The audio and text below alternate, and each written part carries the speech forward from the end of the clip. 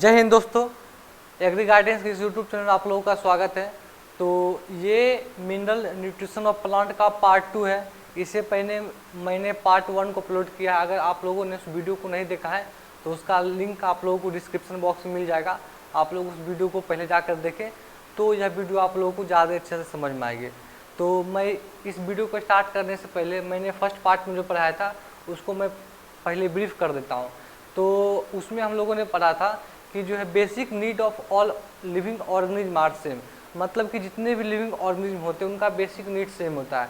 सबको जो है मैक्रो मॉलिक्यूल्स की आवश्यकता होती है। मैक्रो मॉलिक्यूल्स क्या होता है, जैसे कि कार्बोहाइड्रेट, फैट, प्रोटीन हो गया, वाटर हो गया, तो इन सभी को हम बोलते हैं मैक्रो मॉलिक्यूल्स।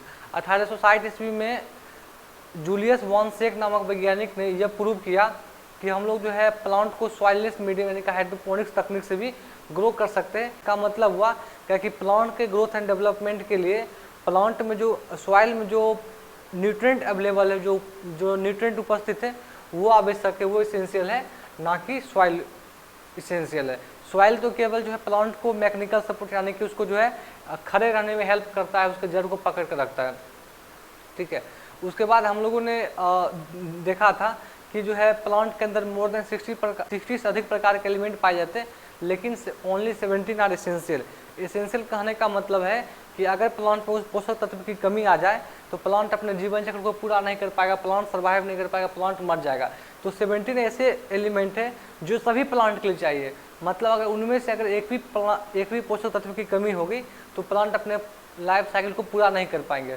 तो उसको हम लोगों ने बोला था इसेंशियल एलिमेंट। ठीक है। Criteria of essentiality of nutrient, कि कोई भी न्यूट्रिएंट को, कोई भी एलिमेंट को हम इसेंशियल एलिमेंट कब कहेंगे, उसके लिए आर्नन एंड स्टॉट ने 3 क्राइटेरिया दिए थे। पहला था क्योंकि एक एलिमेंट को हम इसेंशियल एलिमेंट तब कंसीडर करते, तब मानते जब उसकी कमी के कारण प्लांट अपने लाइफ साइकिल को पूरा नहीं कर पाता।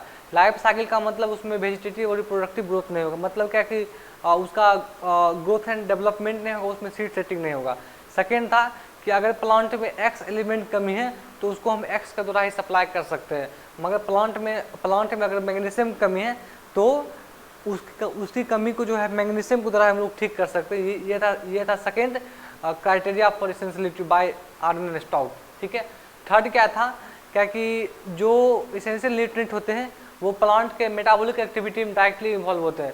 जैसे कि जो है नाइट्रोजन जो है इन्वॉल्व होता है प्रोटीन एमिनो एसिड के सिंथेसिस में, फास्फोरस इन्वॉल्व होता है एनर्जी के ट्रांसफर में, पोटेशियम इन्वॉल्व होता है और regulatory of stomata opening and closing, यानी कि जो स्टोमाटा कब खुलेगा कब बंद होगा उसको रेगुलेट करने का काम करता है पोटेशियम।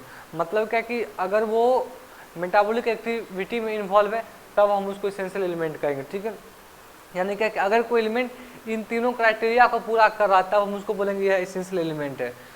उसके बाद हम लोगों ने पढ़ा था कि 17 में जो एसेंशियल एलिमेंट है वो निकेल है, जो कि मोस्ट इंपॉर्टेंट क्वेश्चन अक्सर एग्जाम में से क्वेश्चन पूछा जाता है कि 17वां आवश्यक पोषक तत्व कौन है, तो निकेल। इसका खोज कौन किया था, तो ब्राउन एट ऑल, ब्राउन और उसके सहयोगी ने। ठीक है। तो इन सभी चीज़ों को के बारे में हम लोगों ने पिछले वीडियो में बात किया था। आज के वीडियो में हम लोग बात करेंगे क्लासिफिकेशन ऑफ न्यूट्रिएंट। मतलब क्या कि न्यूट्रिएंट जो प्लांट को जो मिलता है उसको हम किस किस बेसिस पे, किस किस आधार पर हम लोग बांट सकते हैं। तो सबसे पहला है क्या कि प्लांट को कितनी मात्रा में न्यूट्रिएंट की आवश्यकता है। ठीक है। प्लांट को कितनी मात्रा में, कितनी क्वांटिटी में न्यूट्रिएंट का रिक्वायर्ड, वही लिखा हुआ है on the basis of quantity of nutrient required. मतलब प्लांट को कुछ ऐसे न्यूट्रिएंट होंगे जो प्लांट को अधिक मात्रा में आवश्यक होंगे, कुछ ऐसे न्यूट्रिएंट होंगे जो प्लांट को कम मात्रा में चाहिए। ठीक है। कुछ ऐसे न्यूट्रिएंट होंगे जिनसे मिलके प्लांट का अधिकांश भाग बना होता है। तो इस बेसिस पर हम लोग जो है न्यूट्रिएंट को 3 भाग में डिवाइड करते हैं। एक होता है बेसिक न्यूट्रिएंट, एक होता है मैक्रो न्यूट्रिएंट, एक होता है माइक्रो न्यूट्रिएंट। बार हम लोग देखते हैं। ठीक है। तो इसको जो है इस बेसिस पर 3 भाग में बांटा गया है। पहला क्या होता है, बेसिक न्यूट्रिएंट, बेसिक न्यूट्रिएंट्स। ठीक है। सेकेंड क्या होता है, macro nutrients, macro nutrients. Third क्या होता है, माइक्रो न्यूट्रिएंट्स। ठीक है। अब देखिए बेसिक न्यूट्रिएंट में कौन कौन आता है, मेनली एग्जाम में क्वेश्चन पूछते हैं क्या कि बेसिक न्यूट्रिएंट में कौन है, माइक्रो में कौन है, माइक्रो में कौन है। तो इन सभी का आप लोग को एग्जाम्पल ध्यान रखना, मैं आप लोगों को ट्रिक से बताऊंगा तो आप लोग को आसानी से याद हो जाए। देखिए जैसे क्या कि हम लोग जो है क्लास 9 में चीनी का फॉर्मूला पढ़ते हैं, ग्लूकोज का फॉर्मूला पढ़ते हैं, एसिटिक एसिड का पढ़ते हैं, फॉर्मिक एसिड का पढ़ते हैं, सब में क्या है, सब में बेसिक है CHO। तो CHO को हम क्या बोलते हैं, बेसिक एलिमेंट। ठीक है, तो बेसिक एलिमेंट में कौन कौन आ जाएगा, C मतलब कार्बन, H मतलब हाइड्रोजन, O मतलब ऑक्सीजन। ठीक है, CHO को हम लोग क्या बोलते हैं, बेसिक एलिमेंट। ये क्या होता है, ये होता है 95 से 96% of the total dry matter basis of plant, dry matter basis of plant. ठीक है, अगर कोई प्लांट है जब हम उसको जला देते हैं तो उसका जो राख बचता है, जब उस राख में हम गणना करते हैं कि उसमें CHO कितना है, तो वो जो लगभग 95 से 96% तक हमको मिलता है। ठीक है, अब है क्या कि इन सभी में कौन कितना परसेंट। ठीक है, तो कार्बन जो होता है वो होता है 45% तक, ऑक्सीजन जो होता है वो भी होता है 45% तक, हाइड्रोजन जो होता है वो होता है 5 से 6% तक ये होता है। मतलब टोटल अगर बात कितना हो जाएगा, 95 से 96% तक होता है। ठीक है, उसके बाद है मैक्रो एलिमेंट। देखिए इसमें क्या होता है, बहुत सारे स्टूडेंट को ये हम दिक्कत होती है कि इसको क्या पढ़ते हैं, इसको क्या पढ़ते हैं। तो इसको पढ़ते हैं मैक्रो। मैक्रो मतलब होता है वृहत, जिसकी आवश्यकता प्लांट को अधिक मात्रा में पड़ती है। ठीक है, माइक्रो मतलब होता है सूक्ष्म, इसको ऐसे पढ़ते हैं माइक्रो। ठीक है, माइक्रो का मतलब क्या होता है, सूक्ष्म। अब है क्या, मैक्रो एलिमेंट क्या होता है, वृहत पोषक तत्व क्या होता है, जिसकी आवश्यकता प्लांट को अधिक मात्रा में पड़ती है, मतलब रिक्वायर्ड इन लार्ज क्वांटिटी। ये क्या हो जाएगा, रिक्वायर्ड इन लार्ज क्वांटिटीज। ठीक है, इनकी आवश्यकता प्लांट को अधिक मात्रा में पड़ती है। इसकी संख्या कितना है, इसकी संख्या है 6। कौन कौन है, जैसे क्या कि हम लोग पढ़ते हैं NPK। तो NPK क्या आता है, जैसे भी जो मैक्रोम आता है, कौन कौन आता है, NPK कैल्स। ठीक है, NPK मैग्नीशियम, सल्फर और कैल्शियम। देखिए NPK को हम लोग इसमें बोलते हैं प्राइमरी न्यूट्रिएंट, ठीक है, यानी क्या कि इस 6 में भी जो है NPK के प्लांट को अधिक मात्रा में आवश्यकता पड़ती है। उसके बाद है कैल्शियम, मैग्नीशियम, सल्फर। इसको देखिए याद करने का ट्रिक है, मैग्नीशियम का परमाणु संख्या 12 होता है। कितना होता है, 12। ठीक है, इसमें जब हम 4 ऐड करते हैं कितना हो जाएगा, 16। तो 16 किसका होता है, सल्फर का। ठीक है, जब हम 4 ऐड कर दें कितना हो जाएगा, 20। 20 किसका होता है, कैल्शियम का। तो आप लोग इस प्रकार से याद कर सकते हैं, मतलब 12 से स्टार्ट होगा, 12 + 4 16 मतलब सल्फर, 16 + 4 20, 20 मतलब कैल्शियम। ठीक है, यानी कि कैल्शियम, मैग्नीशियम और सल्फर और NPK, ये तीनों आता है मैक्रो न्यूट्रिएंट में, जिसमें जो है NPK को हम लोग बोलते हैं प्राइमरी न्यूट्रिएंट और कैल्शियम, मैग्नीशियम, सल्फर को बोलते हैं सेकेंडरी न्यूट्रिएंट। ठीक है, यानी कि द्वितीयक पोषक तत्व, सेकेंडरी न्यूट्रिएंट। यहाँ तक समझने में कोई दिक्कत नहीं। इसके एग्जाम्पल से क्वेश्चन आता है कि इनमें से कौन माइक्रो कौन मैक्रो। अब देखिए माइक्रो एलिमेंट क्या होता है, सूक्ष्म पोषक तत्व, मतलब ऐसा पोषक तत्व जिसकी आवश्यकता प्लांट को कम मात्रा में पड़ती है। ठीक है, तो इसका मतलब क्या हुआ, रिक्वायर्ड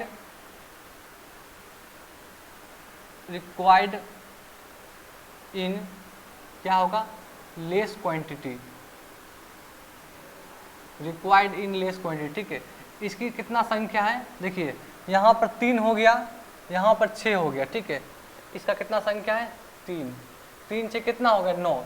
टोटल 73, यहाँ कितना हो जाएगा, 8। ठीक है, अब इसका देखिए ट्रिक है, इसे मैंने एक ट्रिक से जो है याद किया हुआ है। ट्रिक क्या है, बेटा मौली लो जी कपड़ा।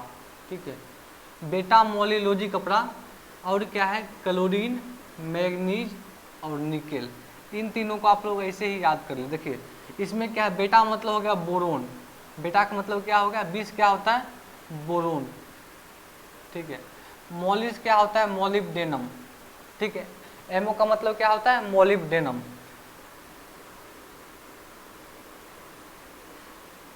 ठीक है। बेटा मोली लो, लो से क्या हो जाएगा? लोहा, लोहा मतलब आयरन, आयरन मतलब Fe, ठीक है। ये क्या हो जाएगा? Fe मतलब आयरन। जी से क्या हो जाएगा? जिंक। कपड़ा से क्या हो जाएगा? कॉपर, ठीक है।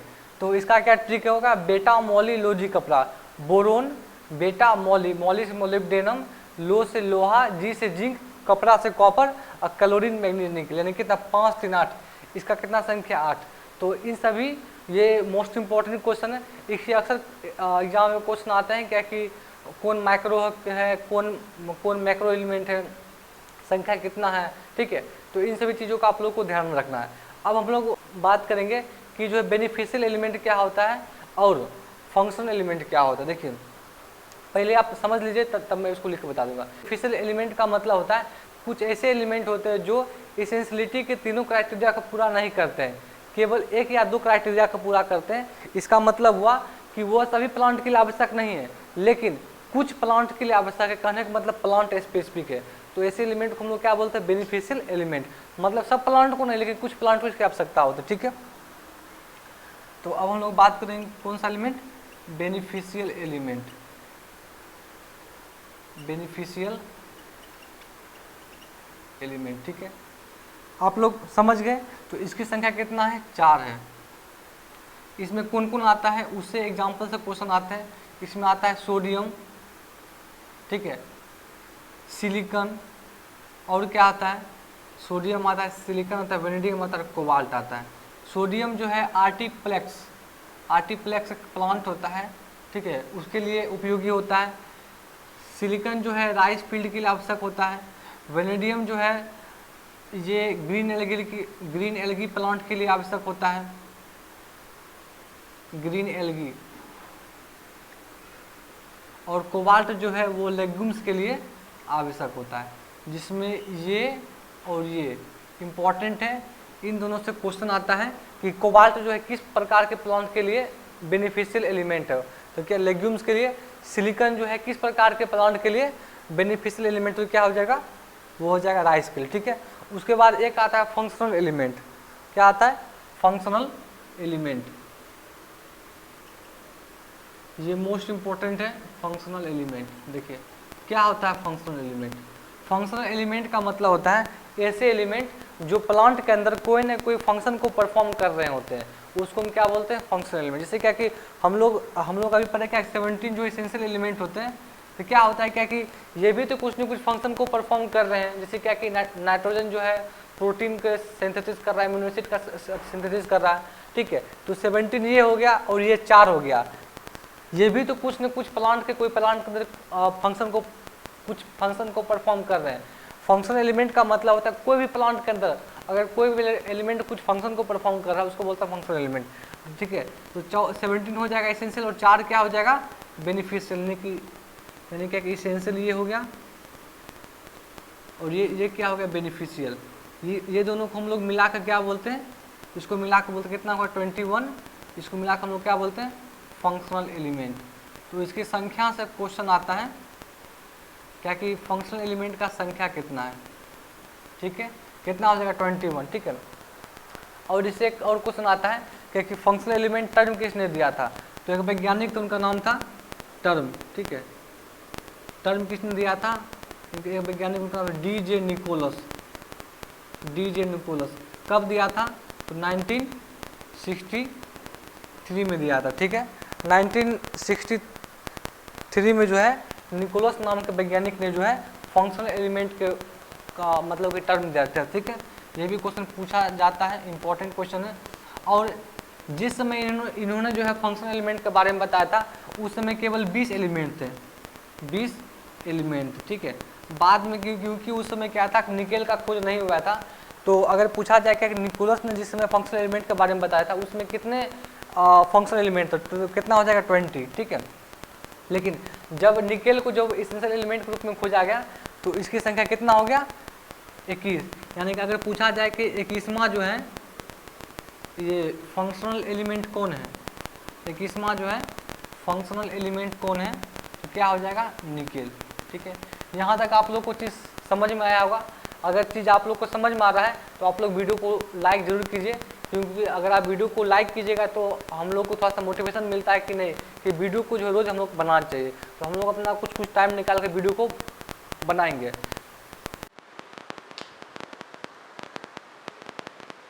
अब हम लोग बात करेंगे कि classification of essential nutrient on the basis of function, मतलब प्लांट के अंदर जो फंक्शन है उस बेसिस पर हम उसको अलग अलग भाग में डिवाइड करते हैं। ठीक है, तो पहला हम लोग का हेडिंग हो जाएगा कंपोनेंट ऑफ बायोमोलिक्यूल्स। ठीक है, इसके अंदर पहला हेडिंग क्या हो जाएगा, कंपोनेंट्स ऑफ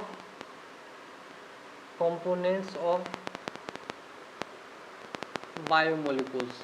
बायोमोलिक्यूल्स आप लोग को पता ही होगा क्या होता है, जैसे कि कार्बोहाइड्रेट होता है, protein, fat, amino acid, vitamin, इन सभी को हम क्या बोलते हैं, बायोमोलिक्यूल्स। ठीक है, तो बायोमोलिक्यूल्स का जो कंपोनेंट होता है वो होता है एक मिनट, बायोमोलिक्यूल्स का जो कंपोनेंट होता है वो होता है कार्बन,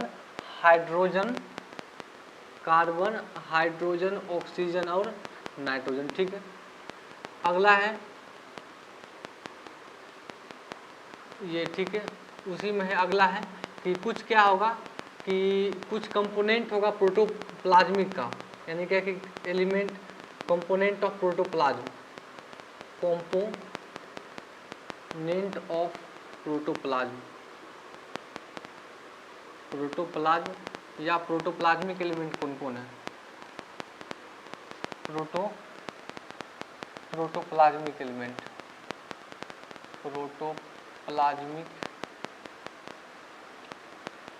एलिमेंट। ठीक है, प्रोटोप्लाज्मिक एलिमेंट में कौन कौन आता है, तो इसमें देखिए, इसमें ये चारों तो आते ही हैं, CHON। ठीक है, P से प्रोटोप्लाज्मिक, तो इसमें आप जोड़ दीजिए पुलिस स्टेशन, मतलब POS, P से फास्फोरस और S से सल्फर। ठीक है, उसके बाद आता है एंजाइम एक्टिवेटर्स, और कौन आता है, एंजाइम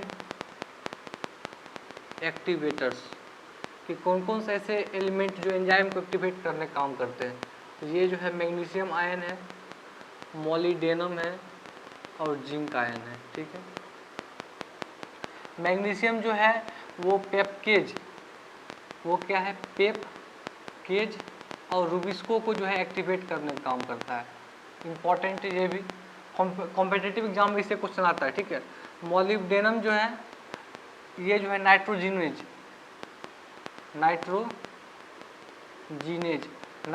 एक एंजाइम होता है जो कि नाइट्रोजन फिक्सेशन अभिक्रिया में भाग लेता है। ठीक है, तो उसके बाद जिंक जो है, जेड के बाद क्या आता है, जेड के बाद ए आता है, ए से क्या हो जाएगा, एल्कोहल डिहाइड्रोजिनेज। ठीक है, एम के बाद क्या आता है, एन आता है। तो आप लोग इस प्रकार से इसको कुछ याद कर सकते हैं।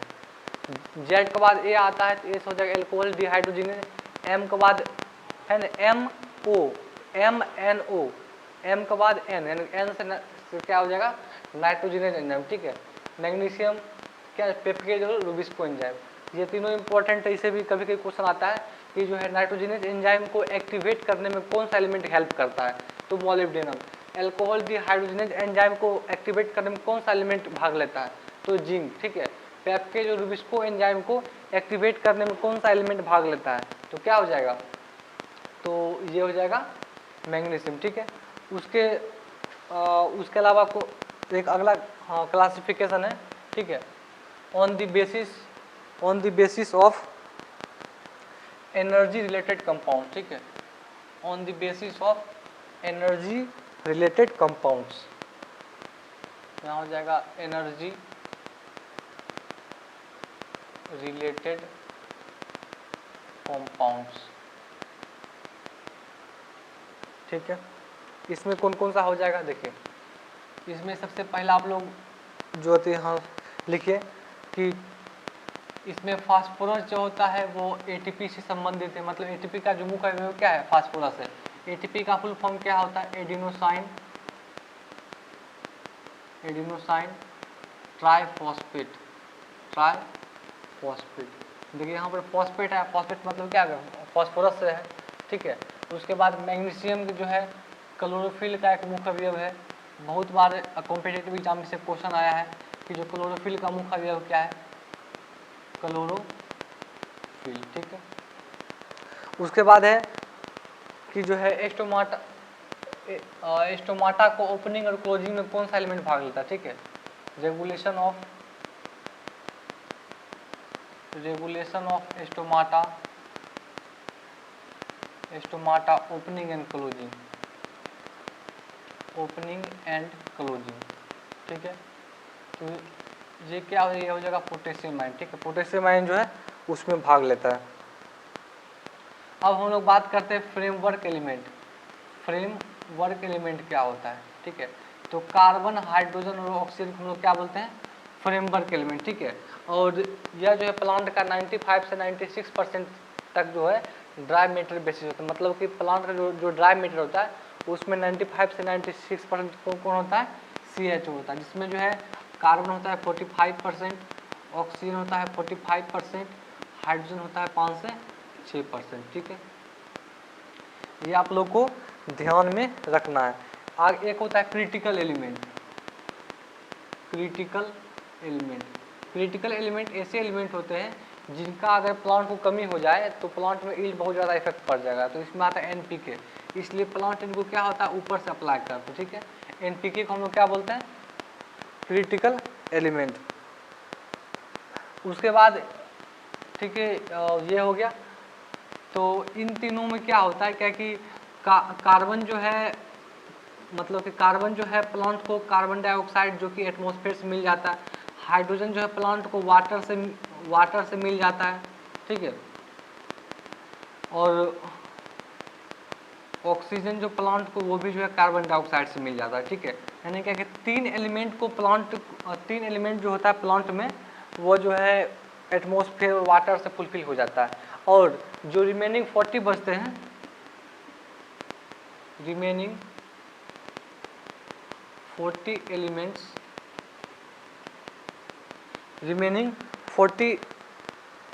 एलिमेंट्स फाउंड इन सॉइल, ठीक है। इसीलिए हम लोगों ने पीछे पढ़ा था most of the elements present in soil.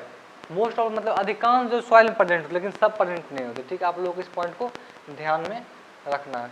अब हम लोग बात करेंगे कि जो है प्लांट जो है न्यूट्रिएंट को किस फॉर्म में लेता है। जैसे कि प्लांट जो है नाइट्रोजन को किस फॉर्म में लेता है, और ये फास्फोरस को किस फॉर्म में प्लांट एब्जॉर्ब करता है, बोरॉन को, ठीक है, पोटेशियम को, कैल्शियम को, मैग्नीशियम को, सल्फर को। तो इन सभी चीज़ों के बारे में हम लोग बात करेंगे। इसको मिटा देते हैं।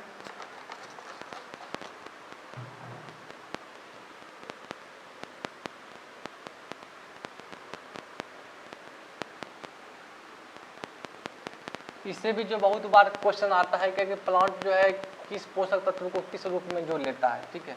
यानी कि उसका अवेलेबल फॉर्म क्या है और वह कहाँ से लेता है, क्या वो, उन सभी चीज़ों के बारे में भी एग्जाम में क्वेश्चन आते हैं। ये बहुत इंपॉर्टेंट टॉपिक है। आप लोग जो भी पढ़ रहे हैं उन सभी चीज़ों को याद कर लीजिएगा, अच्छे समझ के याद कर लीजिएगा, तो चीज़ें लंबी समय तक याद रहेगी।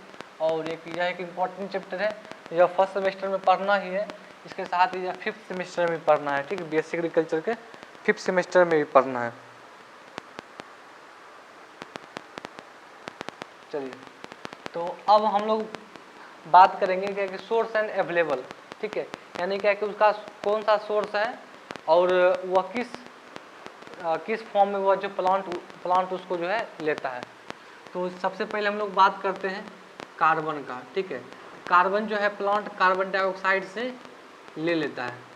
सेकेंड बात करते हैं ऑक्सीजन का, तो ये जो है प्लांट जो है वाटर से लेता है। थर्ड बात करते हैं ये हाइड्रोजन का, सॉरी ये ऑक्सीजन जो है ये भी कार्बन डाइऑक्साइड से प्लांट लेगा। और बात करते हैं हाइड्रोजन, तो ये होता है प्लांट को मिलता है वाटर से, ठीक है। ठीक है, ऑक्सीजन जो है CO2 और वाटर दोनों से मिलता है प्लांट को। उसके बाद हम लोग बात करते हैं नाइट्रोजन पर, ठीक है।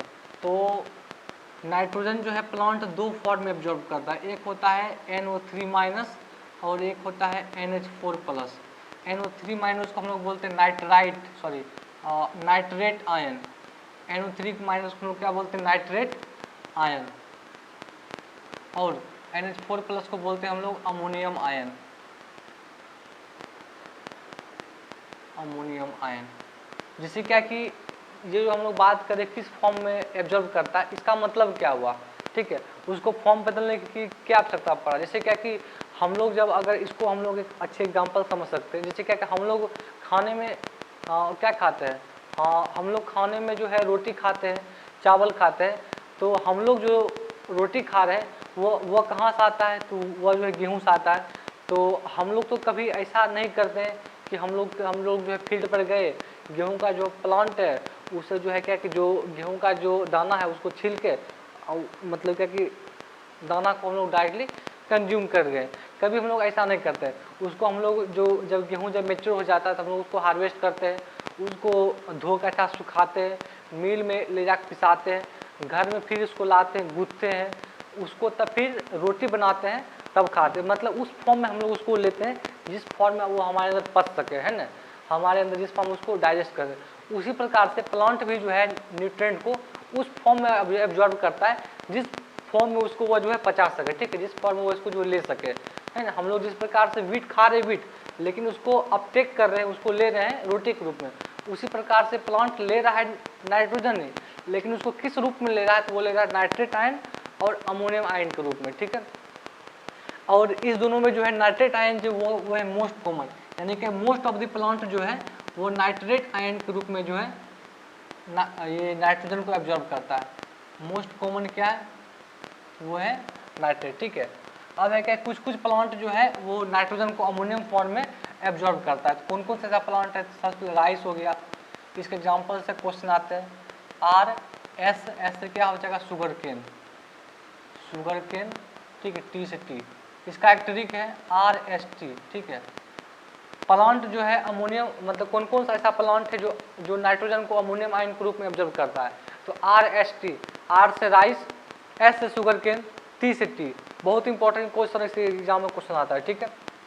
अब देखिए क्या होता है कि जहाँ पर ऑक्सीजन अवेलेबल रहेगा, जहाँ पर ऑक्सीजन अवेलेबल रहेगा वहाँ पर प्लांट जो है नाइट्रोजन को नाइट्रेट आयन के रूप में एब्जॉर्ब करता है, ठीक है। यानी क्या कि जो नाइट्रेट आयन होता है वो ऑक्सीडाइज जोन में अवेलेबल होता है, ठीक है। ऑक्सीडाइज जोन का मतलब है जहाँ पर ऑक्सीजन अवेलेबल है, मतलब वहाँ पर पानी जमा नहीं होना चाहिए, ठीक है। जहाँ पर पानी जमा होता है तो उसको हम लोग बोलते हैं, तो वहाँ पर क्या होता है? वाटर अपसेंट हो, सॉरी, वहाँ पर क्या होता है कि ऑक्सीजन अपसेंट हो जाता है। जहाँ पर ऑक्सीजन अपसेंट होगा उसको हम बोलते हैं रिड्यूस जोन, ठीक है, उसको हम क्या बोलते हैं? Reduce zone. तो जहाँ पर भी रिड्यूस जोन होगा तो वहाँ पर प्लांट जो है नाइट्रोजन को NH4 प्लस के रूप में एब्जॉर्ब करते हैं। तो इन सभी चीज़ों को, इन दोनों चीज़ों को आप लोग ध्यान रखना है। सेकेंड है 5 नंबर में, N के बाद क्या आता है? P मतलब फास्फोरस, ठीक है। इसको प्लांट 3 रूप में एब्जॉर्ब करता है, ठीक है। इसमें आप लोग को ध्यान के रखना PO4 माइनस माइनस माइनस, ठीक है। जब यहाँ से हम एक माइनस हटाएंगे तो यहाँ पर एक H आ जाएगा, यानी कि HPO4 2 माइनस, ठीक है। यहाँ से जब एक और माइनस को हटाएंगे तो यहाँ पर और एक H आ जाएगा, यानी H2PO4 माइनस, ठीक है। जो मोस्ट कॉमन फॉर्म है ये है मोस्ट कॉमन फॉर्म है, ठीक है, मोस्ट कॉमन फॉर्म है। इसको हम पढ़ते क्या है? तो इसको पढ़ते हैं ऑर्थो, ठीक है। इसको हम पढ़ते क्या है? तो इसको हम लोग पढ़ते हैं प्राइमरी ऑर्थोफॉस्फेट। क्या पढ़ते हैं इसको हम? Primary orthophosphate. इसको पढ़ते हैं सेकेंडरी ऑर्थोफॉस्फेट, ठीक है, सेकेंडरी ऑर्थोफॉस्फेट, यहाँ T हो जाएगा। और इसको पढ़ते हैं फॉस्फेट, फॉस्फेट आयन बोल सकते हैं आप लोग, ठीक है। तो मोस्ट कॉमन फॉर्म में क्या है, ठीक है। और जहाँ का सॉइल एसिडिक होता है, जहाँ का सॉइल एसिडिक होता है मतलब pH मान जो है ये 5.5 से लेके 6.5 के बीच है, वहाँ पर जो है ना फास्फोरस जो है वो H2PO4 माइनस के रूप में अवेलेबल होता है। ये भी क्वेश्चन एग्जाम में आता है कि एसिडिक सॉइल में जो है फास्फोरस किस रूप में अवेलेबल होता है? तो H2PO4 माइनस के रूप में, ठीक है, यानी pH मान 5.5 6.5 के बीच रहेगा तो वो होता है। अगर pH अगर जो है सॉइल स्लाइटली एल्कलाइन है, ठीक है, अगर जो सॉइल है वो क्या है, स्लाइटली एल्कलाइन है, मतलब जो हल्का जो है एल्कलाइन है, मतलब कि जो सॉइल है वो हल्का क्षारीय है, ठीक है। जब हल्का क्षारीय होगा तो वहाँ होता है H2, ठीक है, वहाँ पर क्या होता है HPO4 माइनस के रूप में, ठीक है। तो इन दोनों चीज़ों का आप लोगों को ध्यान में रखना है।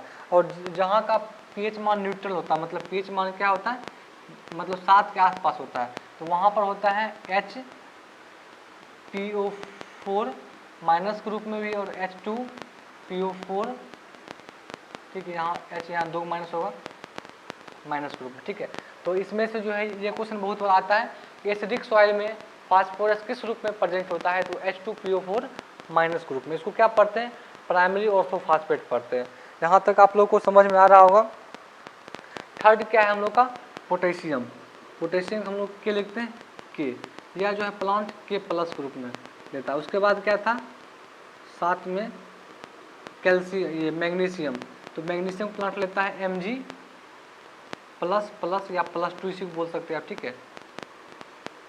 उसके बाद था क्या, ये कैल्शियम को कोई प्लांट लेता है Mg Ca++ के रूप में प्लांट इसको एब्जॉर्ब करता है। उसके बाद आता है, ठीक है, अब हम लोग यहाँ थोड़ा सा इसको मिटा देते हैं ताकि जो है चीज़ें और कुछ लिखा पाए, ठीक है। यहाँ पर एक बचेगा सल्फर,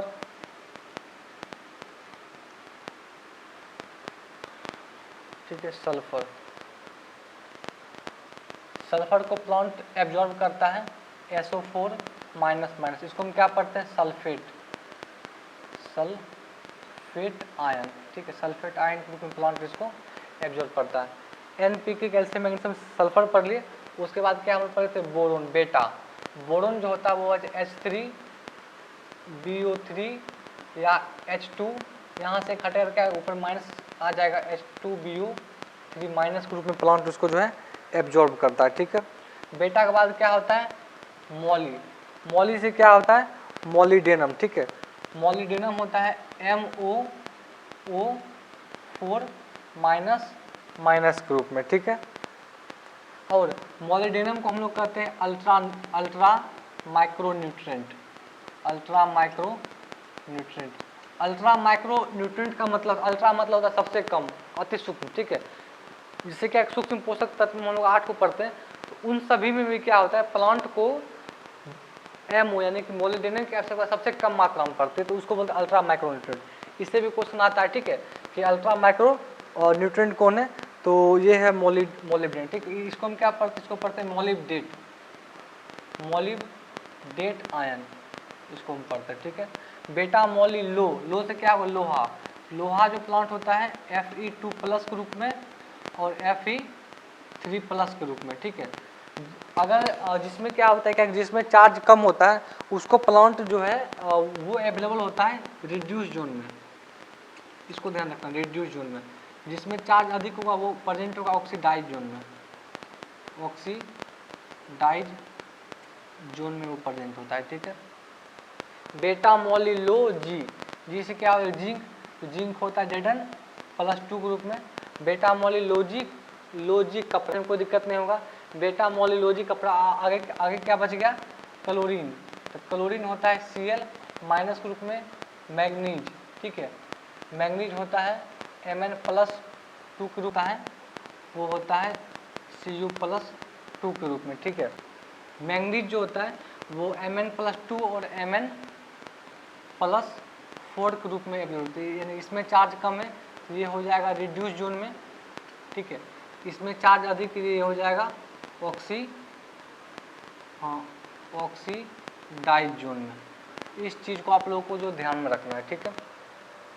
अब हम लोग आगे बात करेंगे कि जो है हैवी एलिमेंट क्या होता है, हैवी एलिमेंट, ठीक है। तो हैवी एलिमेंट होने के लिए 2 कंडीशन है। पहला है कि उसका एटॉमिक जो वेट जो उसका एटॉमिक नंबर होता है, यानी कि उसका परमाणु संख्या जो होता है वह जो 20 से अधिक होना चाहिए, और उसका स्पेसिफिक ग्रेविटी जो होता है, स्पेसिफिक ग्रेविटी उसका जो है मोर देन 5 होना चाहिए। ये दो कंडीशन है, ठीक है। तो इसमें कौन कौन से एलिमेंट जो है हैवी एलिमेंट के रूप में आते हैं, तो जैसे क्या कि मैग्नीज हो गया, आयरन हो गया, कॉपर हो गया, जिंक हो गया, ठीक है, Hg हो गया, आर्सेनिक हो गया, ये सभी जो है हैवी एलिमेंट के रूप में आते हैं। तो ठीक है, इस वीडियो में इतना ही। अगले वीडियो में हम लोग जो है बात करेंगे कि जो है जैसे कि कौन कौन से एलिमेंट जो प्लांट के अंदर हाईली मोबाइल है, कौन कौन से ऐसे एलिमेंट जो प्लांट के अंदर लेस मोबाइल है, जो प्लांट के अंदर हाईली मोबाइल है, और अगर किसी पोषक तत्व की डिफिशियंसी प्लांट में होती है तो वो सबसे पहले कहाँ पर दिखाई पड़ता है। जैसे कि एग्जाम में क्वेश्चन पूछता है नाइट्रोजन की कमी प्लांट में सबसे पहले कहाँ पर दिखाई पड़ती है, वहाँ पर ऑप्शन रहेगा सबसे पहले निचली पत्ती में, ऊपर वाली पत्ती में, मध्य पत्ती में, है ना। इस टाइप का आप लोग क्वेश्चन देखे होंगे, बहुत सारे से इस टाइप क्वेश्चन एग्जाम पूछा जाता है। अगले वीडियो में हम लोग जो है उन सभी चीज़ों के बारे में बात करेंगे। इस वीडियो में इतना है, तब तक के लिए धन्यवाद।